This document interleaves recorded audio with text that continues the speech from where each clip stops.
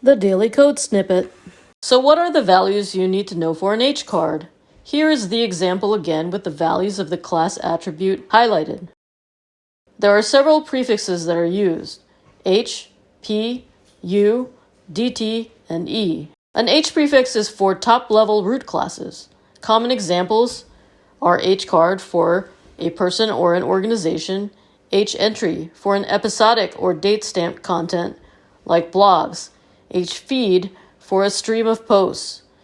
The P prefix is for plain text properties like P name or P street address.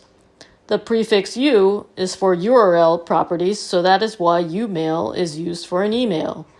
The prefix DT is for date and time properties such as DT start and DT end.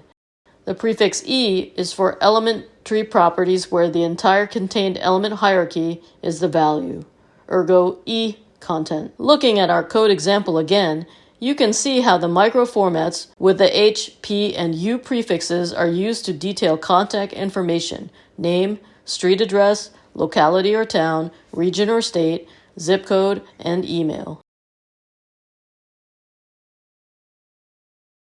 Presented by Designers Learn Code.